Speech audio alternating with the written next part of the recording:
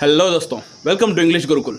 दोस्तों, अभी हम cultural diversity, linguistic plurality and literary traditions in India इस बुक को पढ़ रहे हैं। इस बुक के यूनिट 6 से आज हम पोएम नंबर 2 पढ़ने वाले हैं, जिसका नाम है मदर टंग। इस पोएम को पद्मा सचदेव इन्होंने लिखा है। दोस्तों, मदर टंग का अर्थ हम जानते हैं मातृभाषा होती है, जिसमें मातृ का अर्थ होता है माँ। हम लोगों को जितनी प्यारी माँ होती है, उतनी ही प्यारी हमारी मदर टंग भी होती है। शायद यही रीज़न है कि हम अपनी पहली भाषा को मातृभाषा, माँ की भाषा के साथ हम उसे कनेक्ट करते हैं। दोस्तों, किसी भी व्यक्ति के जीवन में उसकी मातृभाषा का एक बहुत बड़ा रोल होता है और लगभग हर एक व्यक्ति अपनी मातृभाषा से बहुत ज़्यादा प्यार करता है। पद्मा सचदेव, जो कि डोगरी भाषा में लिखने वाली एक मॉडर्न इंडियन पोएट थी, वो अपनी डोगरी भाषा से बहुत ज़्यादा प्रेम करती है और इस मदर टंग, इस पोएम में अपनी भाषा के प्रति का प्रेम वो उजागर करती है। तो चलिए इस पोएम को पढ़ते हैं और जानते हैं हम इसमें से क्या सीख सकते हैं।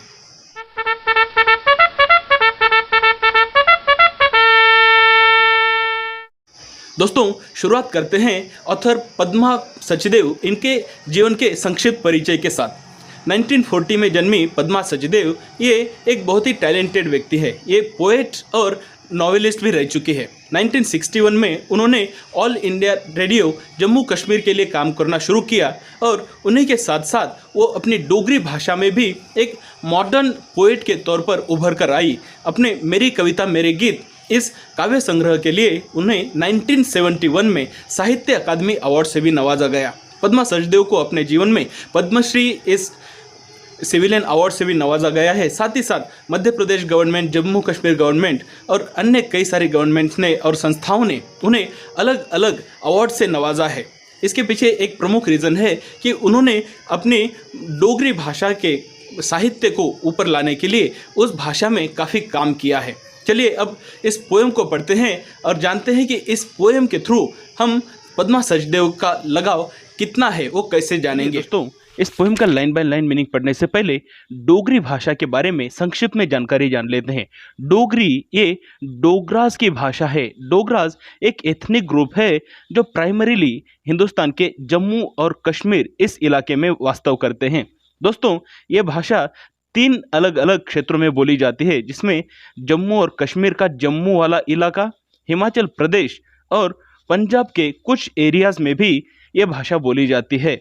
अब ये जो डोगरा वर्ड है, इसका मतलब है एक ट्राइबल एथनिक ग्रुप है जो जिन्हें कि डोगरास कहा जाता है। साथ ही साथ उन्हें पीपल ऑफ डुग्गर भी कहा जाता है। तो इनकी भाषा के तौर पर डोगरी इस नाम का प्रयोग किया जाता है। The earliest known mention of Dogri language is found in अमीर खुसरोज लिस्ट ऑफ इंडियन लैंग्वेजेस। तो अमीर खुसरो, जो कि 13th सेंचुरी के आसपास के एक स्कॉलर थे, उन्होंने अपनी लिस्ट ऑफ लैंग्वेजेस में डोगरी इस भाषा का भी उल्लेख किया है। तो इससे हमें इस बात का पता चल जाता है कि ये भाषा कम से कम 700 से 800 साल पुरानी है।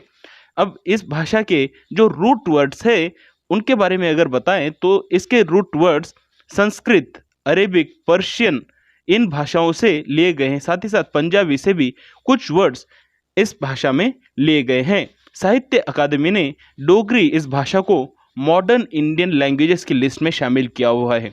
एक अतिरिक्त जानकारी के तौर पर अगर बताएं तो भारत में 50 लाख डोगरी भाषा बोलने वाले लोग रहते हैं। अब चलिए इस पोएम का लाइन बाय लाइन मीनिंग पढ़ते हैं। दोस्तों, पहले ही लाइन से पद्मा सचदेव कहती है, I approach a stream swinging on a reed and asked him to give me a quill. तो यहाँ पे वो एक दृश्य की कल्पना हमसे करवा रही है। वो कह रहे हैं कि वो एक स्टेम की तरफ गए। अब स्टेम का मतलब होता है किसी पेड़ का तना। तो वो एक पेड़ के तने की तरफ गई, स्विंगिंग ऑन अ रीड, और जब वो उस पेड़ की तरफ जा रही है तो उस वक्त वो स्विंग करती हुई जा रही है एक रीड पे। रीड भी एक तरह का तना ही होता है। और फिर उसने उस तने से पूछा to give me a quill, और उन्होंने कहा कि मुझे तुम क्विल दे दो। अभी क्विल ये जो शब्द है इसका मतलब होता है पेन। अब ये पेन पंखों से बनाई हुई पुराने जमाने की पेन हो सकती है या फिर लकड़ी की बनाई गई पेन भी हो सकती है। Irritated he said, I gave you one only the other day, a new one, what have you done with it. अब वो जो पेड़ है, पेड़ का तना है, वो इरिटेट हो गया, परेशान हो गया और उसने कहा, मैंने तुम्हें कुछ दिनों पहले ही जस्ट अदर डे मैंने तुमको एक नई पेन दी थी, अपने डाली में से काटकर मैंने तुम्हें एक नई पेन दी थी, तुमने उसका क्या किया? Are you some sort of an accountant with some shah? और फिर उस पेड़ ने पोएट से पूछा कि क्या तुम किसी शाह के पास अकाउंटेंट हो? तो यहाँ पे शाह का मतलब है कोई अमीर, रिच इंसान। किसी रिच इंसान के पास क्या तुम अकाउंटेंट हो? क्या उसके तुम दीवान हो जो उसके अकाउंटिंग करते हो? राइटिंग अकाउंट बुक्स, क्या तुम किसी शाह के अकाउंट बुक्स लिखते हो? Where you need a new pen every other day he asked.